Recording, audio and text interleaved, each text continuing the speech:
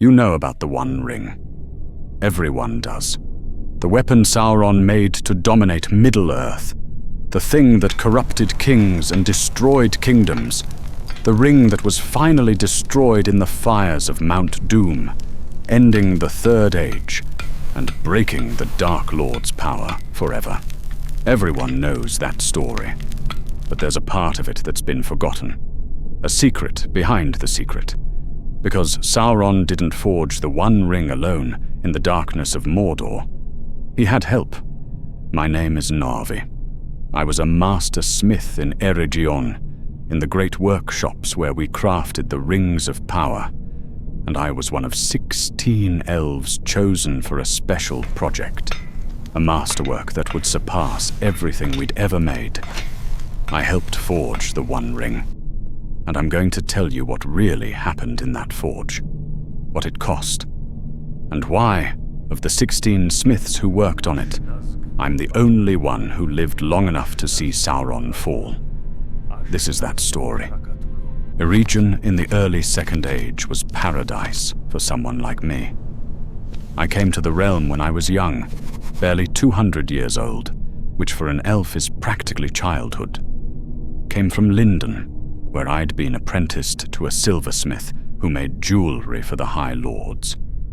Pretty work, delicate work, the kind of thing that looked impressive on display but served no real purpose beyond decoration.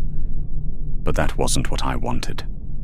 I didn't want to make ornaments for the wealthy. I wanted to make things that mattered, things that would last not just centuries but ages, things that would change the world, solve problems, push the boundaries of what was possible. So I traveled east to Eregion, to the land the dwarves called Hollin, where Celebrimbor had established his workshops, where the greatest craftsmen in Middle-earth gathered to pursue their art without limitation or compromise. The journey took me 3 weeks. I traveled light, just my tools, some clothes, enough provisions to get me there. Everything I owned fit in a single pack. I was leaving behind a secure position, a comfortable life, the approval of my family, who thought I was mad to give up a steady apprenticeship for an uncertain future. But the moment I crested the hills and saw Eregion spread out in the valley below, I knew I'd made the right choice. The city itself was beautiful, built in a valley between 2 rivers, the Glanduin and the Sirannon, with the misty mountains rising to the east like a wall of stone and snow. The architecture was elegant in a way Lindon's had never been. Soaring towers of white stone that seemed to grow naturally from the landscape. Workshops with huge windows designed to catch natural light at different times of day. Forges built with dwarven engineering that could reach temperatures no ordinary fire could match. But it was the sound that struck me first. Even from a distance, I could hear it. The ring of hammers on anvils, hundreds of them, creating a rhythm that echoed through the valley. The song of craft, the music of creation. Stood on that hill for an hour, just listening, just watching the smoke rise from the forge chimneys, knowing that down there, people were making wonders. Then I walked down into my new life. There were perhaps 300 smiths working in Eregion at any given time. Masters who'd spent millennia perfecting their craft. Journeymen still learning, still developing their skills. Apprentices like me, eager and ignorant, and convinced we'd revolutionize everything given half a chance. The workshops were organized by specialty. One building for weapons and armor, another for jewelry, a third for tools and practical implements, a fourth for experimental work, things that didn't fit neat categories. Each workshop had its own forges, its own masters, its own culture and traditions. I presented myself at the main hall where new arrivals were processed. A tired-looking administrator asked me what I could do. "I'm a silversmith," I said. trained in fine metalwork, jewelry mostly, but I can do other things. I'm willing to learn, willing to do whatever work you need." He looked at my hands. Smiths always look at hands. You can tell everything about a craftsman from their hands. The calluses, the scars, the way they hold themselves. My hands were soft, young, the hands of someone who'd done decorative work in controlled conditions, not the hands of someone who'd really tested themselves. "We'll start you in basic maintenance," he said. "Repairing tools, preparing materials, keeping the forges running. Prove yourself there and we'll see about apprenticing you to someone. Sound acceptable?" It wasn't what I'd hoped for, but it was a start. I spent the next 2 years doing the work no one else wanted to do, repairing broken tools, hauling coal, cleaning out forges at the end of each day, sorting scrap metal, preparing molds, running errands, being useful in the countless small ways that kept a workshop functioning. It was humbling work. Back in Linden, I'd been making finished pieces. Here I was, cleaning up other people's messes. But I learned more in those 2 years than I had in 20 years of formal apprenticeship, because I was watching, constantly. Every moment I wasn't actively working, I was observing the masters, seeing how they approached problems, how they tested materials, how they knew, just by sound, when metal had reached the right temperature, how they could look at a half-finished piece and see exactly what it needed to become complete. And slowly, in my spare time, I started making things of my own. Small things. A knife handle with better ergonomics than the standard design. A set of tongs that distributed weight more efficiently. A tool for holding small pieces while working on them. Nothing revolutionary. Just improvements. Solutions to problems I'd noticed. I left them in the workshops without claiming credit. Let other smiths find them and use them. Figured if they were good, people would use them. If they weren't, they'd get thrown away and I'd learn from the failure. They got used. And after a few months, people started asking who'd made them. That's when things changed. A master smith named Telperon approached me one day while I was reorganizing a storage room. He held up a pair of my tongs. "You made these?" "Yes, master. They're better than what I've been using for 2 centuries, balanced differently, easier on the wrist during long work sessions." He studied me. "You've been here 2 years. I've been watching you. You don't complain, you don't cut corners, you pay attention. I could use an apprentice like that. Interested?" I was interested. Telperon specialized in weapons and armor, not just functional pieces. He made works of art that happened to be deadly, swords that were perfectly balanced, armor that moved with the body instead of restricting it.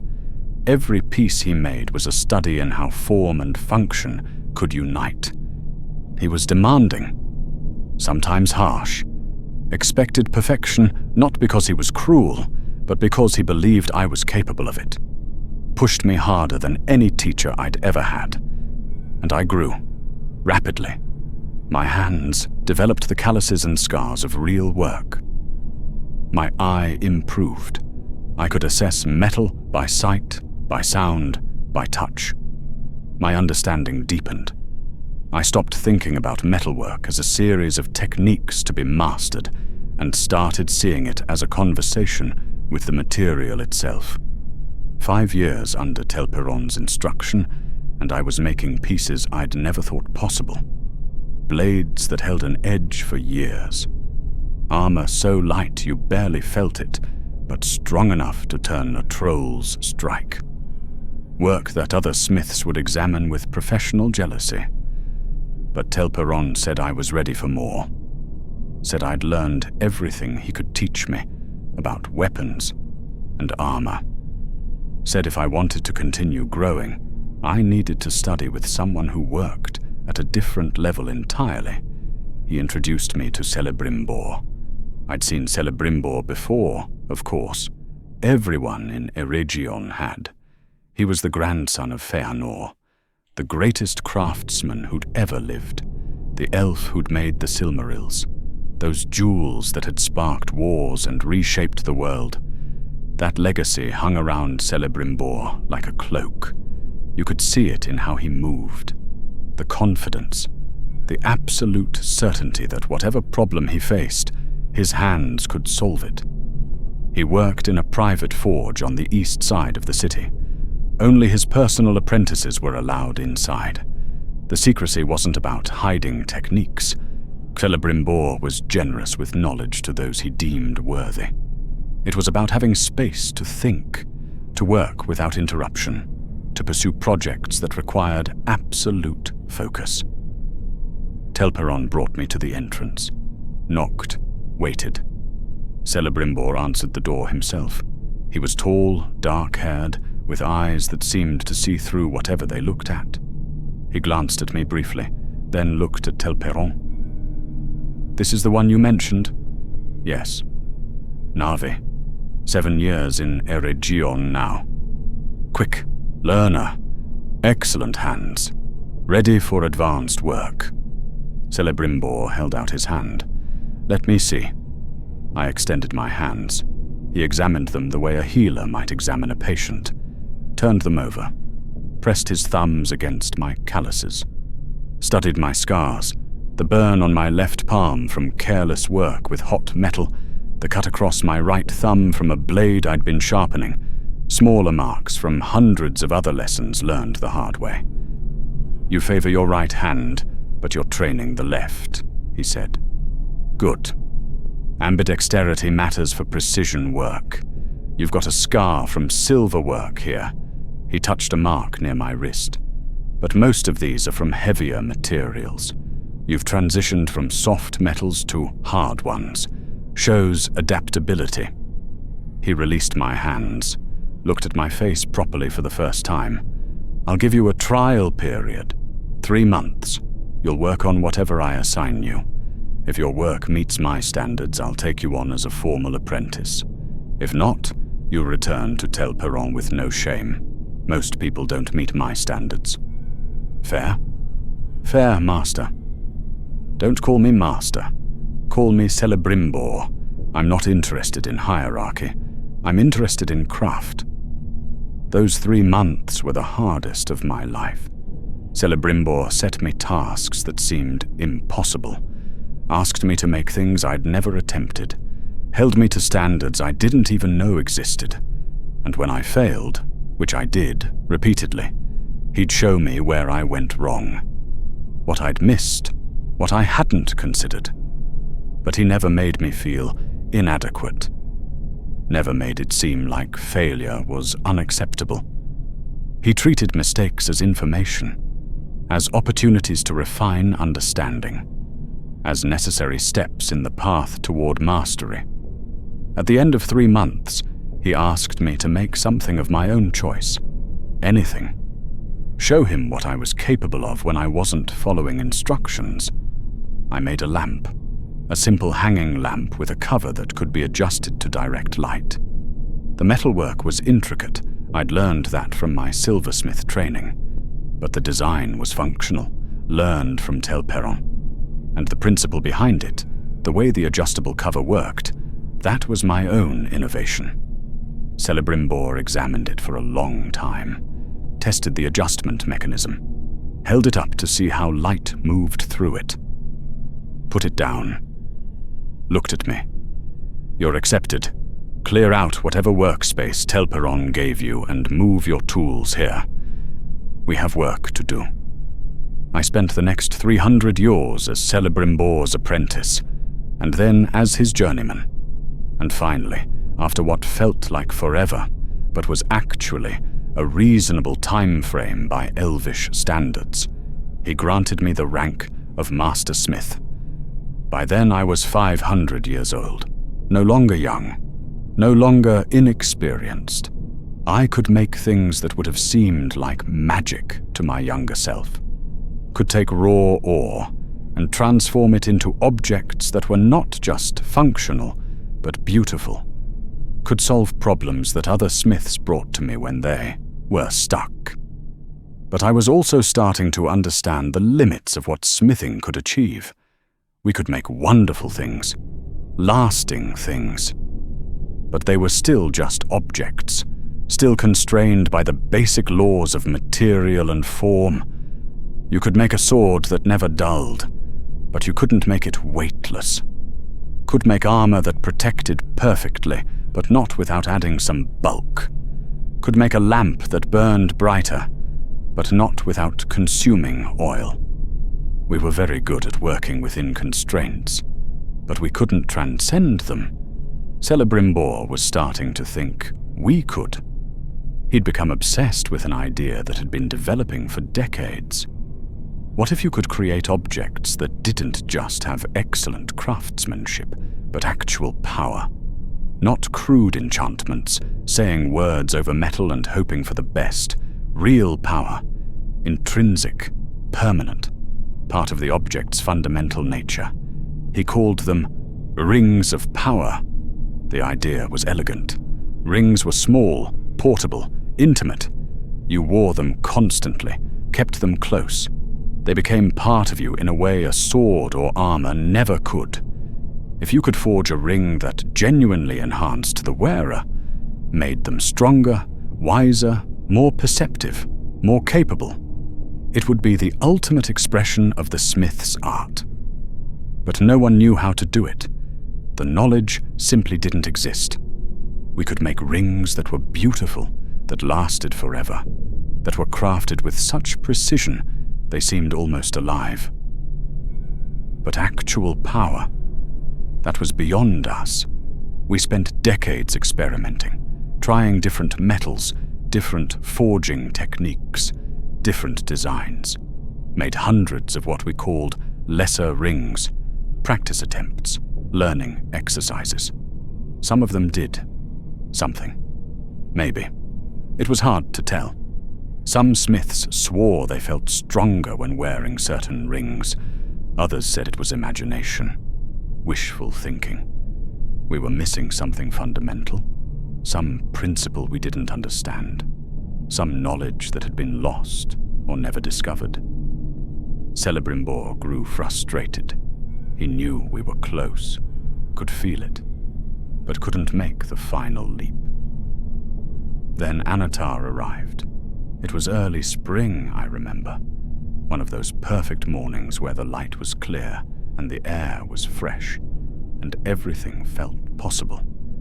I was in the main workshop working on a ring design, trying to incorporate gold and mithril in a way that wouldn't weaken either metal, trying to create a structure that would be stable across centuries of wear. I was focused enough that I didn't notice when the usual workshop noise died down, didn't register when conversation stopped and hammers fell silent. Then Celebrimbor's voice cut through my concentration. "Masters, journeymen, may I have your attention?" I looked up from my work. There was a stranger standing next to Celebrimbor, an elf I'd never seen before, which was unusual.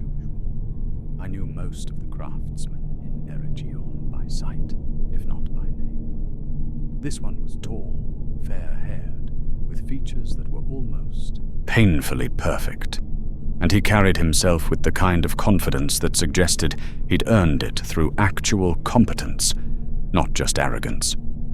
"This is Annatar," Celebrimbor said. "He comes from the west, from the Blessed Realm, as an emissary of the Valar. He's heard of our work here, and has offered to share knowledge that might help us achieve our goals. An emissary from Valinor, from the land of the Valar themselves, from the place most of us had never seen, and never would. The Blessed Realm across the sea where the gods dwelt, and the light of the two trees had once shone." The room erupted in whispers. Questions, skepticism from some, awe from others. Annatar raised his hand and the room quieted. His voice when he spoke was pleasant, warm. the voice of someone who was genuinely happy to be here. "I've heard remarkable things about the smiths of Eregion," he said. "The Valar speak of you with respect. What you're attempting, the creation of objects with genuine, intrinsic power, it's ambitious. It's the kind of work that matters. And I've been sent to offer what help I can." "What kind of help?" someone called out. "Knowledge," Annatar said simply. "Techniques that have been forgotten here in Middle-earth. Ways of working with materials, of binding intention into form, that were known in the elder days but have faded from practice. I can't promise to make you better smiths. You're already among the finest in the world. But I can show you possibilities you might not have considered, approaches to problems you've been struggling with." It sounded too good to be true, and I could see skepticism on many faces. We were craftsmen. We didn't trust easy answers or simple solutions. We knew that mastery came from work, from failure, from slow accumulation of hard-won knowledge. But Celebrimbor seemed to take him seriously, and Celebrimbor didn't trust easily. "Would you be willing to demonstrate?" Celebrimbor asked. "Show us an example of what you mean." "Of course," Annatar said. He looked around the workshop. His eyes settled on Finarin, who'd been working on a ring design for months. "You're trying to enhance vision, yes? Allow the wearer to see details at great distances." Finarin looked startled. "How did you?" "I can see the design from here. The inscription pattern you're using, the metal composition, it's good work. Very close to success.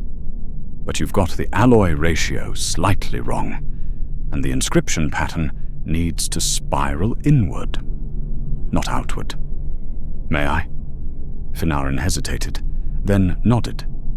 Annatar approached the workbench, picked up the partially finished ring, examined it, set it down. Then, without asking permission, he began adjusting Finarin's tools, changed the temperature of the forge slightly, mixed a different alloy ratio, modified the inscription tool. "Try it like this," he said, then stepped back. Finarin worked under Annatar's direction, made the changes, completed the ring, slipped it on his finger. His eyes widened. "I can see.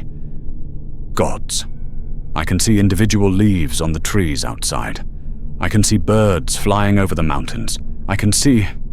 He stopped, pulled the ring off, stared at it, then looked at Annatar. "How did you know?" "The principles are well understood in Valinor," Annatar said. "Here they've been partially lost. I'm simply sharing what should never have been forgotten." Over the next few days, he proved himself repeatedly, not by showing off, not by taking over, but by offering suggestions. Small corrections to technique, alternative approaches to problems people had been stuck on for years, ways of thinking about materials and power that were new to us but, once explained, made perfect sense. The skepticism faded. This wasn't someone peddling false promises.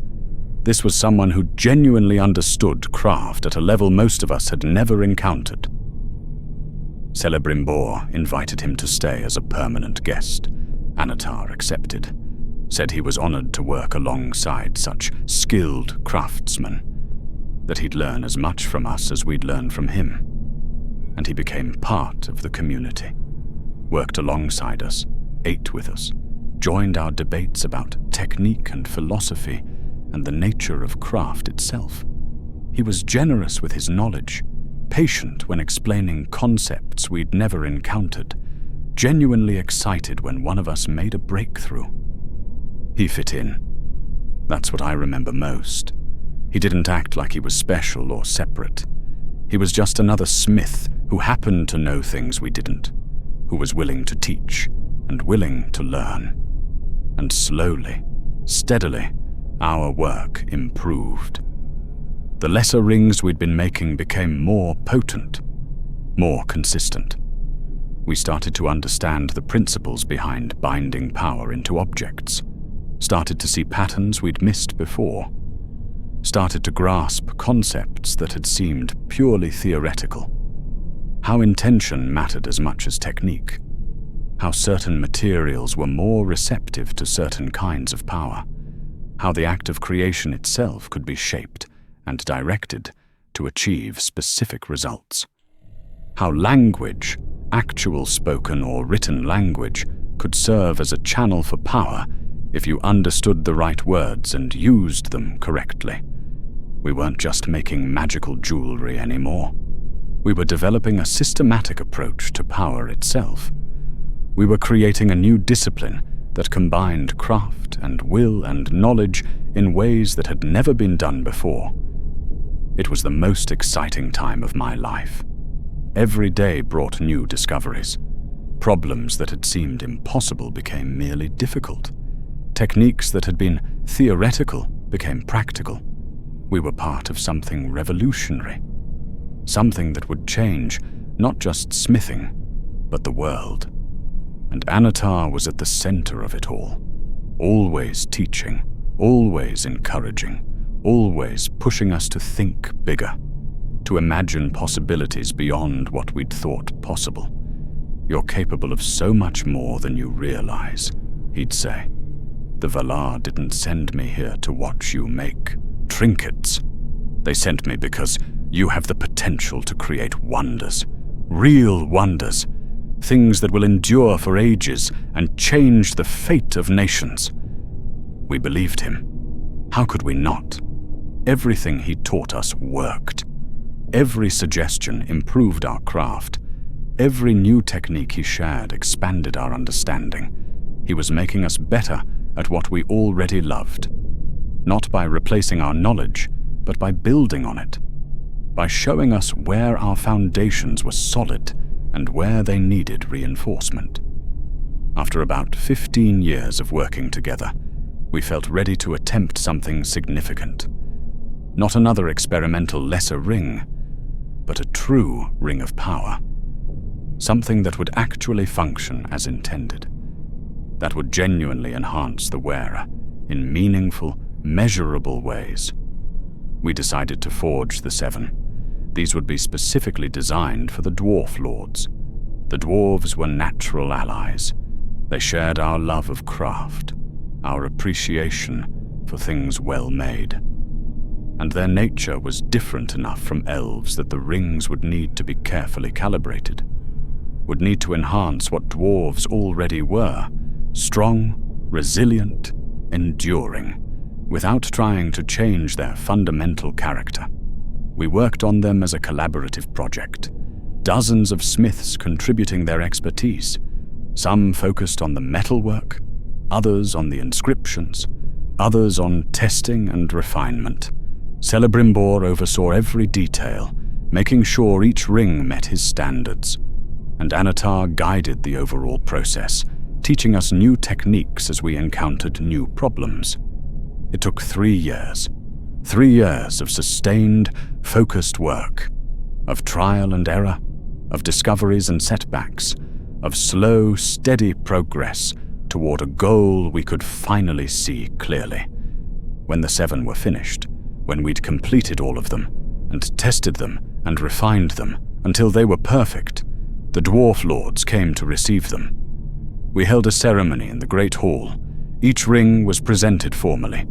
Each Dwarf Lord tried on his ring and felt its power activating. I watched their faces change, watched them experience what we'd made, watched them realize that these weren't just beautiful objects, but tools that would amplify their already formidable nature, make them stronger, tougher, more capable of the great works they dreamed of. One of the Dwarf Lords, I think it was Durin, approached Celebrimbor afterward. "You've made something extraordinary," he said. "Something that will be remembered as long as stones endure. My people thank you. We celebrated for 3 days. The entire city of Eregion celebrated. We'd done it. We'd achieved what we'd been working toward for decades. We'd created true rings of power, but we weren't finished. The 9 came next. These were for men, for the great kings and lords of the second-born race, and they required different work entirely. Human lives were so short, their natures so different from elves or dwarves. The rings had to be calibrated carefully. Had to enhance without overwhelming. Had to work with mortal flesh and mortal minds in ways the 7 hadn't needed to consider. We approached it methodically, studied what we knew about men, consulted with human scholars, tested prototypes carefully, made adjustments based on feedback, refined and refined and refined, until we had rings that would genuinely help their bearers without causing harm. It took 5 years, longer than the 7 because we were working with a race we understood less completely. But eventually we succeeded. 9 rings, each one carefully tailored to its intended wearer, each one a masterwork of craft and power. The 9 were given to kings and lords across the lands of men. We heard reports back over the following years. The rings worked magnificently. The wearers became stronger, wiser, more capable leaders. Their kingdoms prospered. Their people benefited from having rulers who were enhanced, who could see more clearly and act more decisively. We'd done it. We'd achieved Celebrimbor's dream. We'd created objects of genuine, lasting power that would benefit the free peoples of Middle-earth for ages to come. But Annatar said we could do more. He came to Celebrimbor privately one evening. I wasn't there for the conversation, learned about it later from Celebrimbor himself. But Annatar proposed one final project. One last ring that would be different from all the others. "You've proven the concept brilliantly," he told Celebrimbor. "The 7 and the 9 are working exactly as intended. But there's a limitation. Each ring functions independently. Each bearer is enhanced, but they're not connected. Not working together as they could be." "What do you mean?" Celebrimbor asked. "Think of it like this," Annatar said. "You've created individual instruments. Each one makes beautiful music. But what if you could create something that would allow them to play in harmony? Something that would coordinate the power of all the rings, make them work together as a unified system." The idea intrigued Celebrimbor. The 7 and the 9 were powerful individually, but they were independent. Each ring operated in isolation. What if they could be linked somehow? What if the bearers could communicate, coordinate, share knowledge across vast distances? "It would require one more ring," Annatar explained. "A ring that serves as a keystone, a central point that the others relate to.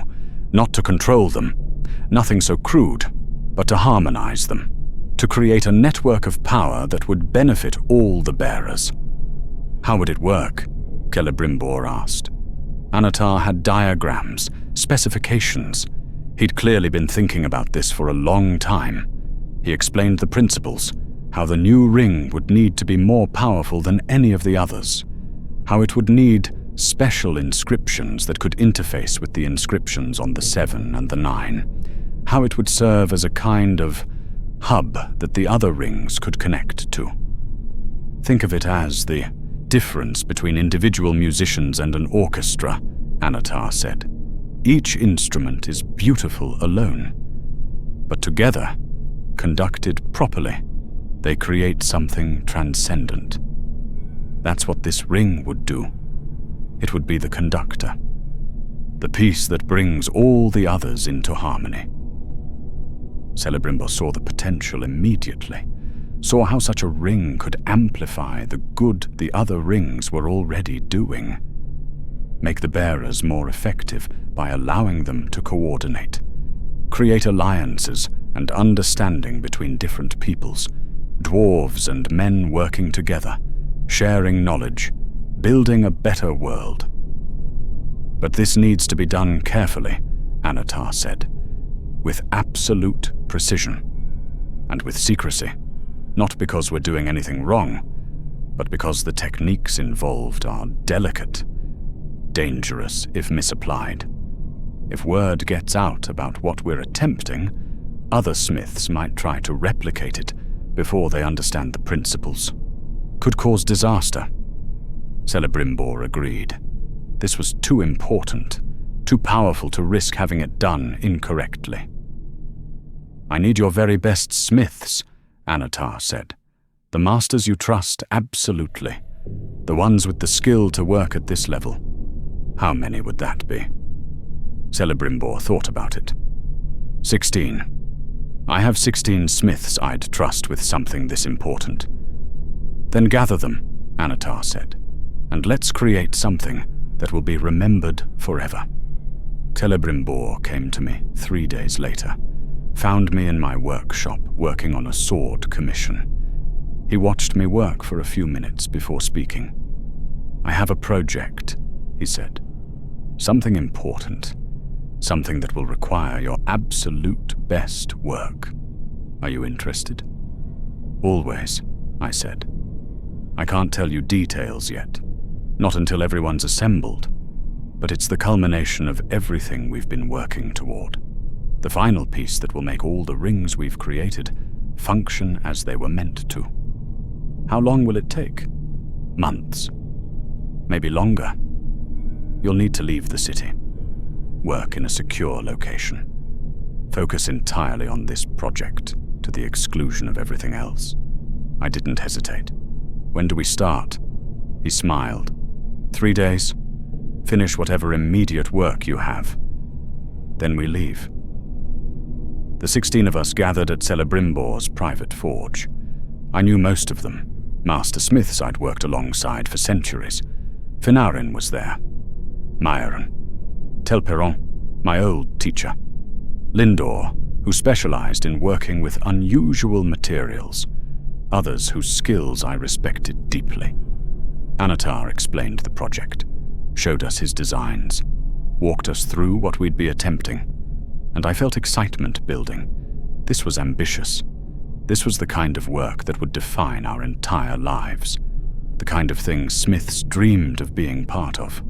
We left a region quietly, traveled east into the foothills of the Misty Mountains. Annatar led us to a location he'd scouted, a box canyon with natural caves that would be perfect for setting up a secure forge, defensible if needed, private. Far enough from the city that we wouldn't be disturbed. We spent the first month building our workspace, installing proper ventilation so we wouldn't suffocate from forge smoke, constructing furnaces capable of reaching the extreme temperatures we'd need, setting up individual workstations for each smith, building living quarters, establishing supply lines back to a region for food and materials. It was hard work, but we were all experienced at this. Setting up forges was something every smith learned early, and there was satisfaction in building something with your own hands, making a space that was exactly suited to your needs. When the forge was ready, when we'd tested all the equipment and made sure everything functioned properly, Annatar brought the materials. I'd worked with many materials over my centuries as a smith. Common metals like iron and copper, precious metals like gold and silver, rare materials like mithril, exotic materials from distant lands. But what Annatar brought was different. Some of it was familiar. Gold, obviously. The ring would be gold. Mithril for strength and flexibility. Silver for certain properties we'd need. But there were other things. Metals I didn't recognize that seemed to shift color depending on how you looked at them. A black powder that felt cold to the touch, even sitting next to the forge. Gemstones that weren't really gemstones, but something else. Something that hurt to look at directly, like staring at the sun. From Valinor, Annatar explained when we asked about the unfamiliar materials. Elements that exist in the Blessed Realm, but not in Middle-earth. Necessary for what we're attempting. Without these, the the ring won't have the power to interface with the 7 and the 9. We trusted him. We'd been trusting him for years now, and everything he'd taught us had been legitimate. If he said we needed these materials, then we needed them. The forging began. From the first day, I knew this was different from anything I'd done before. The precision required was extraordinary. We weren't just making a ring. We were creating something that had to function at a level beyond normal craft. Had to be perfect, not just in form, but in some deeper way I didn't fully understand. We worked in shifts because the concentration was so intense you could only maintain it for a few hours at a time. 6 hours on, 6 hours off, around the clock. Every detail mattered. Every measurement had to be exact. The slightest error would compromise everything. Annatar was with us constantly, guiding, correcting, teaching techniques I'd never encountered, ways of heating metal that didn't use fire but something else. Intention? Will? I'm still not sure. Methods for shaping materials through focus as much as through physical force. The ring has to be perfect, he'd say over and over. Not merely excellent, perfect, because it's going to be interfacing with other rings of power. Coordinating them. Any flaw, any imperfection will propagate through the entire system, will cause problems for all the bearers. This has to be flawless. We understood. We all wanted perfection. That's why we were smiths in the first place, because we couldn't accept anything less than the best we were capable of. The work consumed us. We'd spend 12-hour days in the forge, then collapse in our quarters, barely able to eat before falling asleep. Wake up and do it again. Day after day, week after week. Time lost meaning. There was only the work, only the ring slowly taking shape under our hands. But it was exhilarating too. We were making something extraordinary. You could feel it in the work. Feel the power accumulating in the metal as we shaped it. This wasn't just craft anymore. This was creation on a level I'd never experienced. We were making something that would last for ages, that would change the world. About 2 months into the project, we started work on the inscriptions. Annatar brought us the design. Text that would be etched into the ring's interior and exterior bands. He said it was an ancient language, one used in Valinor for binding power into words. The inscriptions would act as channels for the ring's power, would allow it to interface with the 7 and the 9, would make the whole system function as intended. The language looked strange to me, angular, harsh, not like any elvish script I'd ever seen, not like the flowing Sindarin we spoke, or the more formal Quenya used in ancient texts. This was something else, something older maybe, or just different in ways I didn't understand. "What language is this?" Maren asked, studying the design. "Black speech," Annatar said. "The language of power itself. Created specifically for binding will into form. It's harsh, yes. Not pleasant to look at or to speak, but effective. The most effective language ever created for this purpose. In Valinor, it's understood that beauty isn't the only measure of worth. Sometimes function matters more." It made sense. We weren't making jewelry. We were making a tool. If the language worked better than beautiful script, then we'd use it. We worked on the inscriptions for 3 weeks. They had to be perfect. Every line exact. Every character precisely formed. The depth consistent. The spacing perfect. One mistake and we'd have to start over. It was during this phase that things started to feel off. Small things at first. The temperature in the forge was rising. Not just from the fires. We knew how to manage forge temperature, knew exactly how hot things should be. But the ambient temperature. The cave itself felt warmer than it should. The air heavy, oppressive. At first, I thought it was just the intensity of the work. We were spending so much time next to hot metal, hot fires. Of course we felt warm. But even at night, when the fires were banked and we should have been cooling down, the air stayed hot, sticky. Wrong. Some of the smiths started getting sick, headaches that wouldn't go away, nausea, exhaustion that sleep didn't fix. We'd wake up after 6 hours of rest, feeling more tired than when we'd lain down. Annatar noticed. "It's the power," he explained. "We're channeling so much of it through the forging process that it's affecting you physically. Your bodies aren't used to being this close to power of this magnitude. It's like standing next to the sun. You're going to feel the heat. But it'll pass once the ring is complete. Once the power is bound into the metal instead of flowing freely through the workspace." That made sense too. We were attempting something unprecedented. Of course there'd be side effects. Of course it would be uncomfortable. Great works required sacrifice. But Lindor started having nightmares. He'd wake up screaming, thrashing, saying he'd dreamed of fire, of darkness, of something vast and terrible watching him work, reaching for him through the metal. During the day he looked haunted, drawn. His hands started shaking when he worked. He'd make small mistakes, nothing that compromised the project, but errors he'd never have made normally. Things he could do in his sleep, suddenly requiring multiple attempts.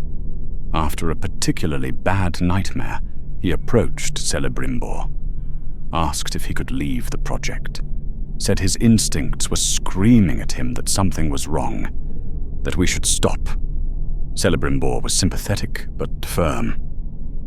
"We're too close to completion. We need everyone. Another few weeks and it'll be finished. You can rest then, we all can. But right now, I need you here."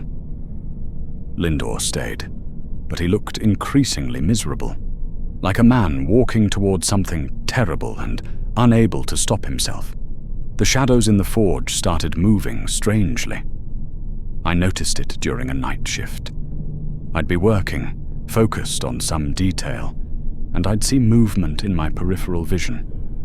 Turn to look. Find nothing there, just shadows from the firelight. But they'd been moving wrong, flowing in directions the flames weren't casting them. I mentioned it to Finarin during our next shift change. He'd noticed it too. Said sometimes he felt like something was standing behind him, watching over his shoulder. But when he'd turn around, nothing would be there.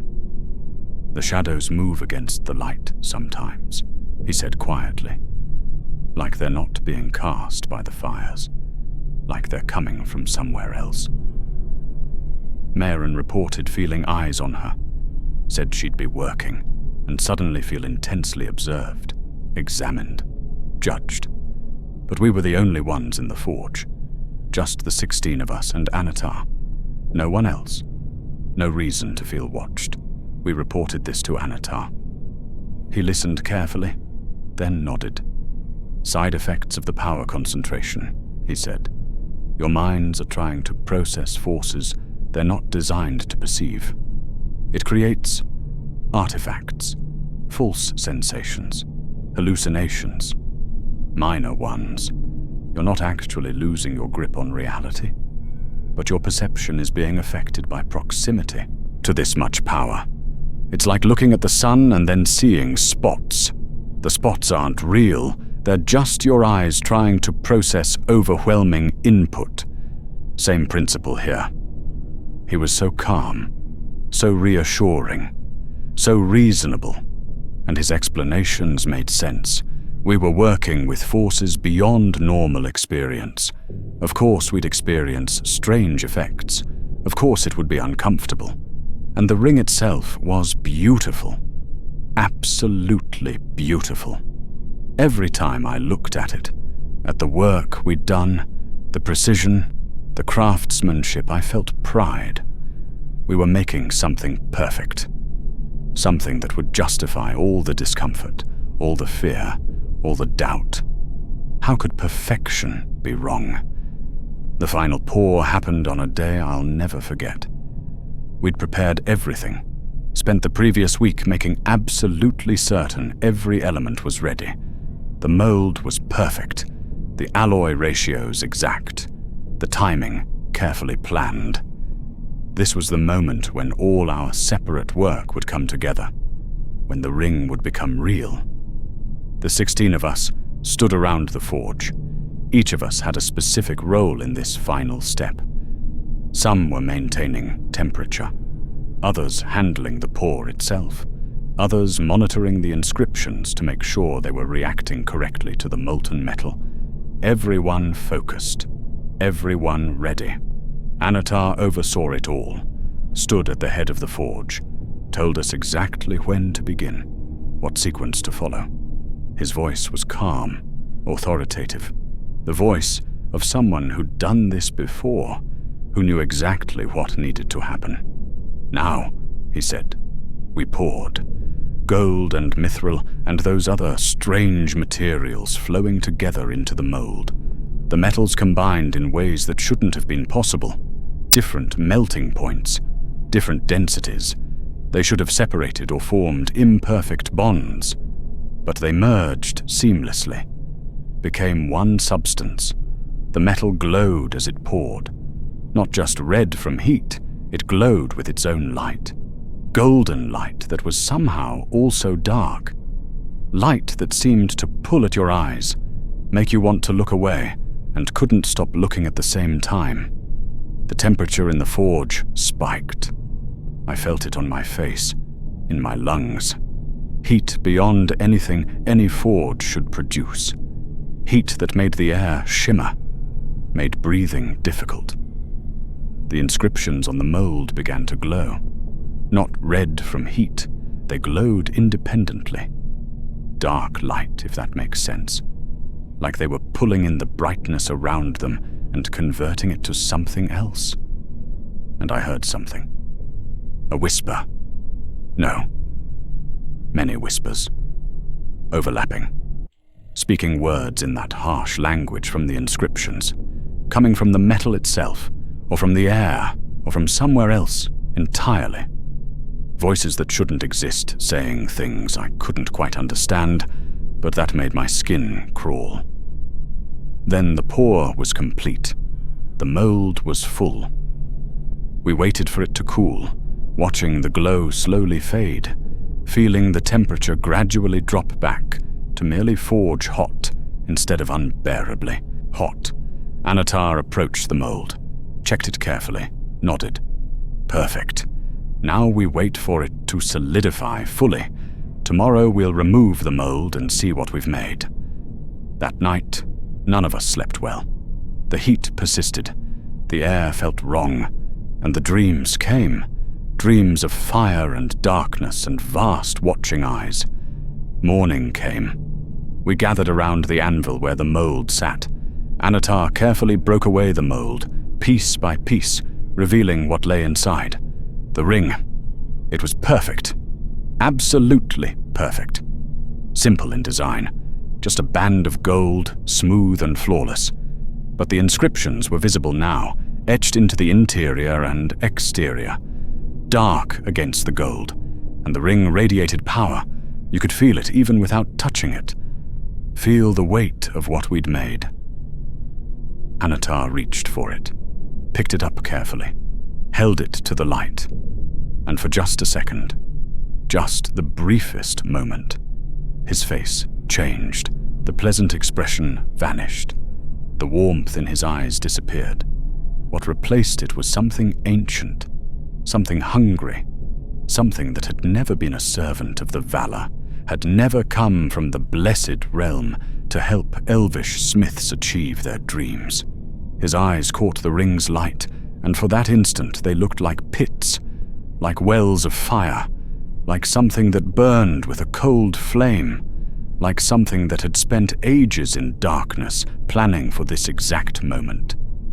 Then it was gone. He was Annatar again, smiling, warm, pleased with our work. "Magnificent," he said. "You've created something that will be remembered forever. All of you should be extraordinarily proud. This is the pinnacle of smithcraft, the ultimate expression of your art." He slipped the ring into a pouch. "I need to test it.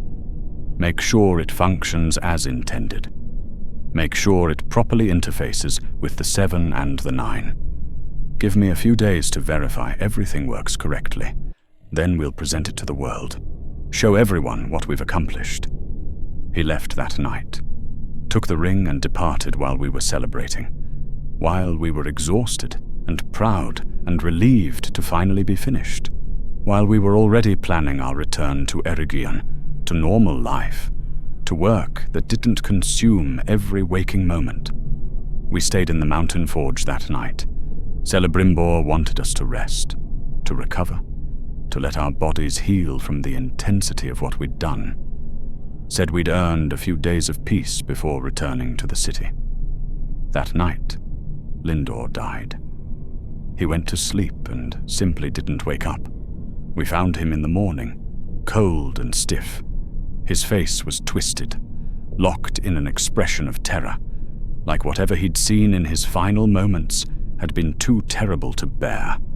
The healers who examined him said his heart had stopped. Just stopped. No obvious cause. No warning. A healthy elf in his prime, dead for no reason anyone could explain. We buried him in the mountains, said the proper words, tried not to think about the nightmares he'd been having, the warnings he'd tried to give, the fear that had consumed him those final weeks. 3 days later, 2 more smiths died. Same cause, heart failure, sudden, unexpected. No prior symptoms beyond the general sickness we'd all been experiencing. That's when real panic set in. 3 deaths in 4 days, all smiths who'd worked on the ring, all seemingly healthy before this. Something was very wrong. Celebrimbor sent for healers from Eregion. Urgent messages. Come immediately. Bring everyone who knows anything about unusual illnesses.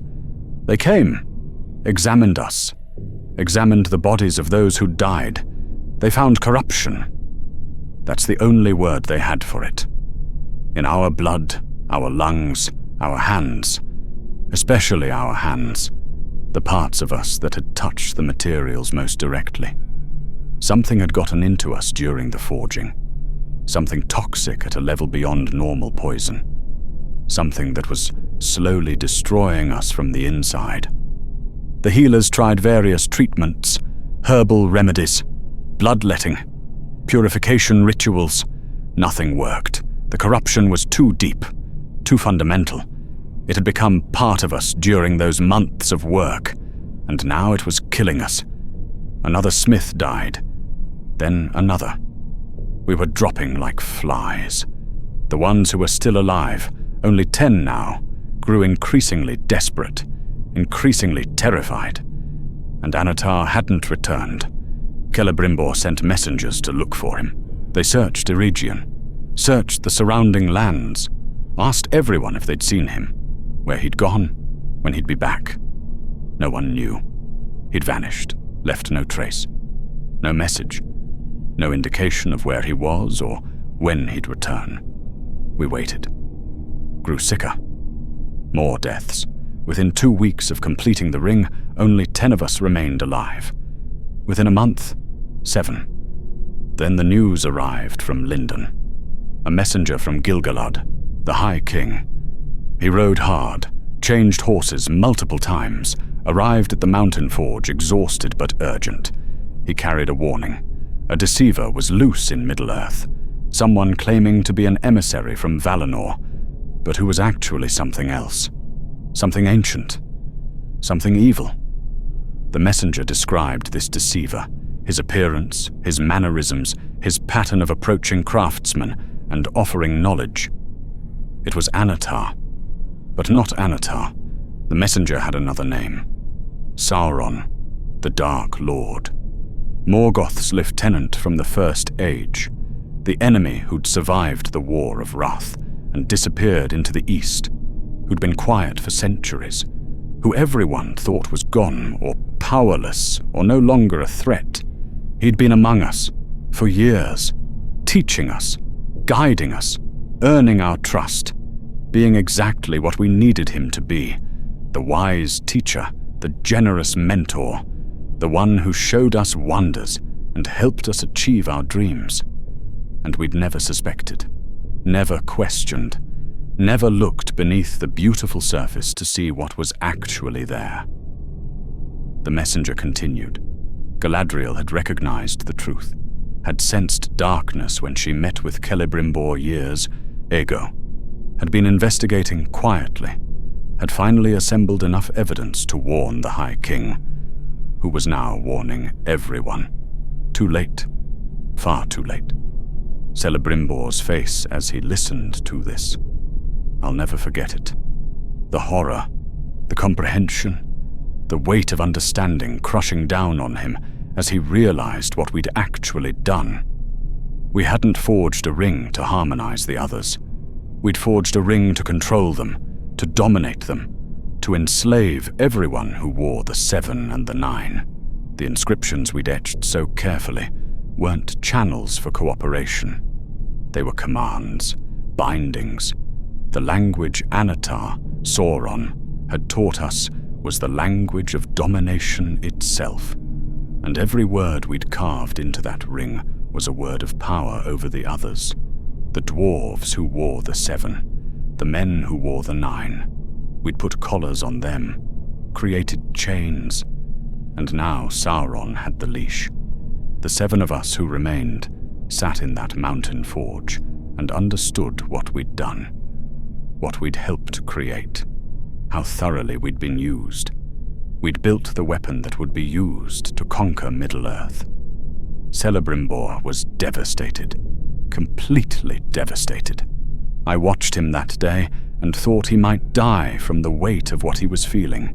He'd dedicated his entire life to craft, to creation, to making things beautiful and good and lasting. He'd tried to live up to his grandfather's legacy, to be like Feanor but without Feanor's fatal flaws, and he'd been tricked into making something worse than anything Feanor had ever created, into building a tool of ultimate domination. But he was also Feanor's grandson. And if there was one thing that Bloodline understood, it was obsession, single-minded determination to fix what had been broken, no matter the cost, no matter how impossible the task. He stood up, looked at the 7 of us. His eyes were hard. "We're going to make 3 more rings," he said. We stared at him. We were dying. Our friends were dead. The enemy had our masterwork, and Celebrimbor wanted to forge more rings. 3 rings, he repeated, made the right way, without Sauron's touch, without corruption, using everything we learned, but purely, to counterbalance what we've made, to give the free peoples something untainted, something that can stand against the One. "We don't have the strength," Tel Perron said. His voice was weak. He'd been my teacher once, strong and vital. Now he looked ancient, withered. "Half of us are dead. The rest of us are dying. We can't—" "Then we work while we can," Celebrimbor interrupted. "We made this mistake. We'll spend our last strength trying to fix it. I'm not asking you to do this. I'm telling you I'm doing it. Anyone who wants to help, come with me. Anyone who can't, I understand." We all came. What else were we going to do? Wait around to die? At least this way we'd be doing something, trying to make amends, trying to create something good from the ashes of our failure. We returned to Erigaion in secret, told no one what we were doing, worked in a hidden forge beneath Celebrimbor's workshop. Just the 7 of us. No one else could know. No one else could be involved. If Sauron learned what we were attempting, he'd stop us. The corruption was killing us more quickly now. I could feel it. Every day I was weaker. My hands shook constantly.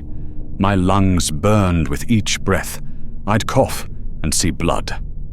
My body was failing, but I worked anyway. We all did, because this mattered. This was our last chance to create something good, to prove that we were more than tools Sauron had used. We forged Vilja first, the Ring of Air, the mightiest of the three. Celebrimbor made that one almost entirely himself, poured everything he knew into it, made it to preserve, to protect, to hold back decay, to keep things as they should be instead of letting them fall into darkness.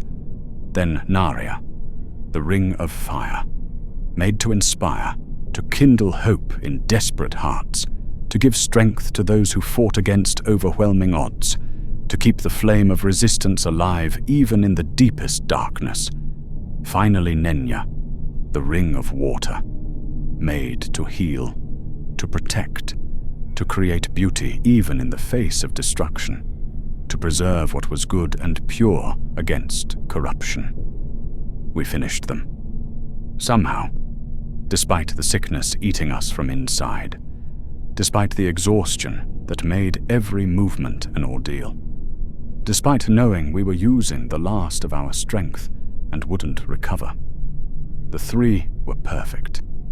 Clean in a way the one wasn't. Pure. I held Vilja once before Celebrimbor sealed it away, felt its power flowing through me, and for just a moment the corruption in my body receded. Just for a moment I felt whole again. Then Celebrimbor took it from me, wrapped it carefully, prepared to send it away to safety. "These are our redemption," he said to the seven of us. "Not complete redemption. We can't undo what we've done. The one exists. The 7 and 9 are compromised. But these will give the free peoples a chance, a way to resist what's coming. That's worth dying for." He gave Vilja to Gil-galad, Narví to Círdan the shipwright, Nenya to Galadriel, told them they must never wear the rings while Sauron held the one. The connection between the rings was still there. Wear the three, and Sauron would sense them, would know where they were, would come for them. But keep them safe, he told them, hidden, protected. When the one is destroyed, if it's destroyed, then the three can be worn. Then they can do what they were meant to do. Until then, they wait. We'd done it, finished the work. The 7 of us who remained, our last act as smiths, our attempt to balance the scales. Then Sauron's armies surrounded Eregion. He'd learned about the three, learned that Celebrimbor had defied him, had made rings beyond his control, rings that might actually pose a threat to his plans, and he was furious, enraged beyond reason. He'd spent years cultivating us, teaching us, guiding us toward creating the One, and now we'd used that knowledge against him. His armies came from the east, orcs and corrupted men and things worse than either. They surrounded the city, demanded Celebrimbor surrender, demanded he reveal where the three were hidden, demanded he submit. Celebrimbor refused. We were targets now, the 7 surviving smiths who'd worked on the One. We knew too much, had seen too much. Sauron wanted us dead or captured, wanted to make sure no one who understood what the One really was could warn others. Celebrimbor called us together one final time, looked at each of us. His face was hard, but his eyes were kind. "Run," he said. "Scatter, hide. Some of you should survive, should live long enough to bear witness, to make sure the truth isn't lost. That's your last duty. Live. Remember. Tell the story when the time comes." Some refused, said they'd stay, would defend Eregion, would die fighting the forces they'd helped arm, would go down swinging rather than running.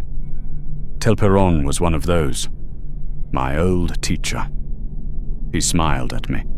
"Run, Narví. You're younger. You have time. I'm old. I'm sick. I'll die here, but I'll die fighting. That's worth something." Myron stayed too.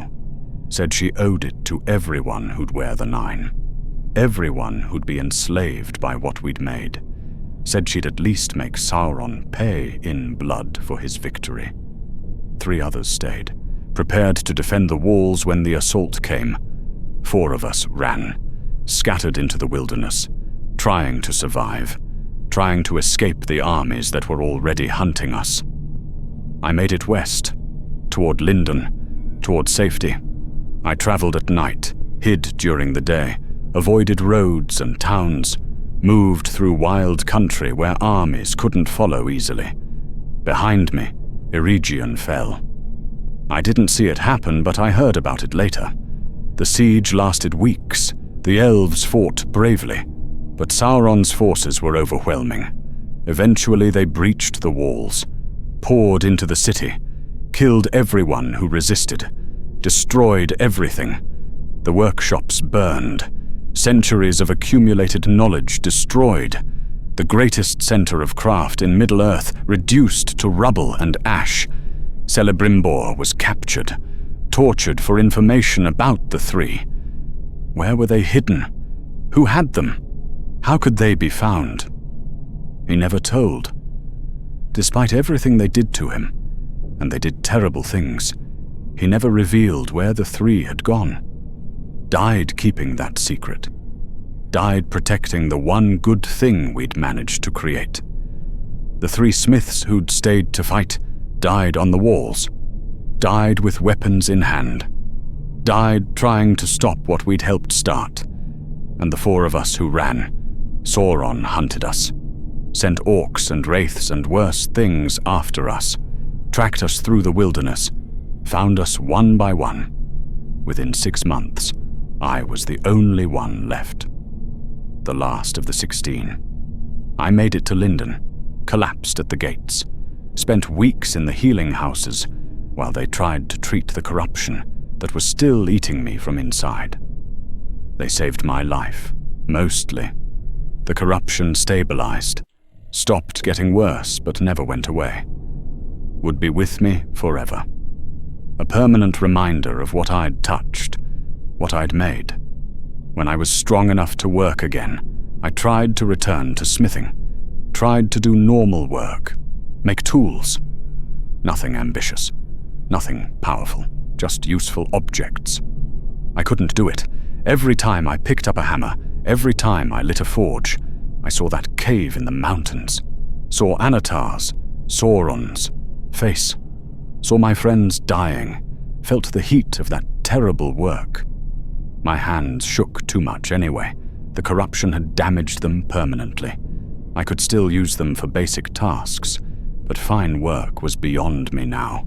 The precision I'd spent centuries developing was gone. The other smiths in Lindon were kind. They knew I'd been part of Celebrimbor's workshop, knew I'd survived Eregion's fall. They assumed I was traumatized by the war, by losing my home and my master and my community. They didn't know the whole truth, didn't know what I'd helped create. I never told them, never corrected their assumptions, let them believe what they wanted. It was easier that way, easier than explaining, easier than seeing the horror and disgust in their eyes when they learned what I'd done. I lived quietly, found other work, teaching young smiths basic techniques, maintaining equipment, doing administrative tasks, work that kept me connected to craft without requiring me to actually make anything. And I watched as the world changed, as Sauron's power grew, as his plans unfolded. The 9 rings corrupted their bearers completely, turned them into Nazgul, wraiths enslaved to Sauron's will. The great kings and lords we'd thought we were helping became monsters, became hunters, became extensions of the enemy's malice. The 7 affected the dwarves differently, didn't enslave them. Dwarves were too tied to stone and earth to be dominated that way. But the rings amplified their greed, made them obsessive, led them to hoard wealth they didn't need, to dig too deep in search of treasures, to make themselves targets. And all of it, all the corruption, all the suffering, traced back to that forge in the mountains, to the work we'd done, to the ring we'd made, thinking we were creating something beneficial. Numenor fell, the great island kingdom of men, gone, drowned beneath the waves, destroyed by pride and corruption that Sauron had nurtured. And the One played a role. I never learned all the details, but I knew the ring we'd made had been used somehow to bring down even that mighty civilization. The last alliance formed. Elves and men united to march on Mordor, to end Sauron's power, to stop what we'd started. I was too old by then, too damaged. My body had aged faster than normal for an elf. The corruption had seen to that. I looked like I'd lived 5,000 years instead of 2,000, but I watched from Lindon as the armies gathered, as they marched east, and I prayed to valor I wasn't sure, believed in any more that they'd succeed. They did, mostly. The armies laid siege to Barad-dûr, fought for years, died in numbers I can't comprehend, but eventually they cornered Sauron himself, fought him directly. Elendil and Gil-galad struck him down. Both died doing it, but they destroyed Sauron's physical form, scattered his power, and Isildur cut the ring from Sauron's hand. For a moment, just a moment, I thought it was over. Thought Isildur would throw the ring into Mount Doom, would destroy it like Elrond begged him to, would end what we'd started. He didn't. He claimed it, refused to destroy it, said it was too valuable, too potentially useful, said it could be wielded for good, and I understood. Gods help me, I understood exactly what he was feeling. The ring had been made by the finest smiths in Middle-earth. It was perfect, flawless, the ultimate expression of our craft. Of course it seemed wasteful to destroy it. Of course it seemed like it could be used for good. That's what Sauron had taught us after all. That power was neutral, that it was intention that mattered, that a skilled person could use any tool for good purposes. We'd learned too late that some power is never neutral, that some things can't be redeemed, that some tools corrupt anyone who tries to use them. Isildur learned that lesson too. The ring betrayed him, slipped from his finger at the worst possible moment, led to his death, and then vanished into the Anduin River. Lost but not destroyed. I thought, maybe now it'll stay lost. Maybe it'll sink into the mud and remain there until the world ends. Maybe we'll get lucky and no one will ever find it again. But I knew better. Deep in my heart, I knew. The ring would endure. It was too well made, too perfectly crafted. We'd poured our best work into it, had followed Sauron's instructions precisely, had created something that would last for ages, and someday, somehow, it would be found. I'm old now. So old. Not in years. I'm only a bit over 3,000, which isn't ancient for an elf. But the corruption aged me, wore me down in ways normal time never could. I look like I've lived 10,000 years. Feel like I've carried the weight of ages. My hands are ruins. The scars never faded. Thick ridges of tissue across my palms and fingers. They don't hurt anymore, but they'll never heal. Never let me forget what I touched, what I made. I've spent the last age writing, documenting everything, making sure the truth isn't lost, because people need to know. Not just that Sauron forged the One Ring, everyone knows that, but how he did it, the process, the seduction, how willingly we participated. The story needs to be told by someone who was there, someone who helped make it, who carries the physical scars of that choice. I write slowly now. My hands shake. The pen is hard to grip, but I keep going, because this is the last thing I can do, the last service I can provide. I tell myself the ring will be destroyed someday. That someone will find it and have the courage to take it to Mount Doom, to throw it into the fire and end what we started. I have to believe that. Have to believe our mistake won't endure forever. The 3 rings are still hidden, still waiting. Gil-galad fell at the last alliance, so Vilya passed to Elrond. Círdan gave Narya to Gandalf the wizard eventually, said Gandalf needed it more, and Galadriel keeps Nenya in Lothlorien, using its power to preserve what she can. They can't wear them openly, not while the One exists, but they keep them safe, keep them ready for whatever comes next. I think about my friends often, the other 15 smiths. Wonder what they'd think about how it all turned out. If they'd forgive me for surviving when they didn't. If they'd understand the choices I made. Lindor died first. I can still see his face that last morning. How he looked almost peaceful despite everything. Like he'd stopped fighting whatever he'd seen in his nightmares. Meryn died on the walls of Eregion, sword in hand, fighting to the end. Telperon fell the same way. My teacher, the one who'd believed in me when no one else did. Gone. Finarin hunted down in the wilderness. Never had a chance to reach safety. All of them dead. All except me. The one who ran. The coward who chose survival. But I'm still here. Still bearing witness. Still carrying the weight. The ring is still out there. Lost in some river. Waiting. Patient. Sauron is diminished but not gone. His spirit endures, tied to the ring, waiting for someone to find it and give him form again. Everything we made endures. The corruption continues. Our legacy spreads like poison through the world. I've written it all down now, every detail I can remember.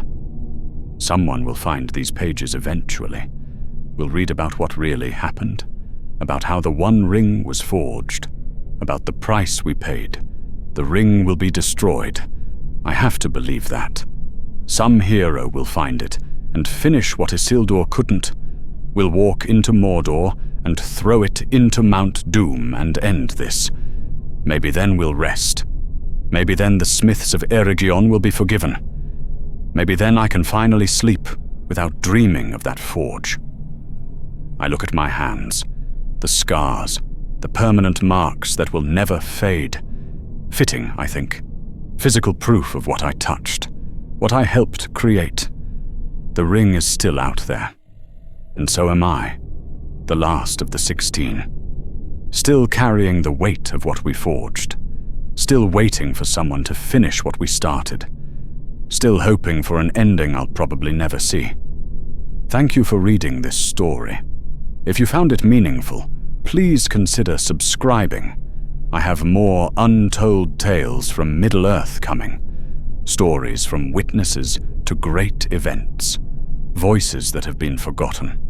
And please, share your thoughts in the comments. These histories need to be remembered, need to be passed on. More stories coming soon.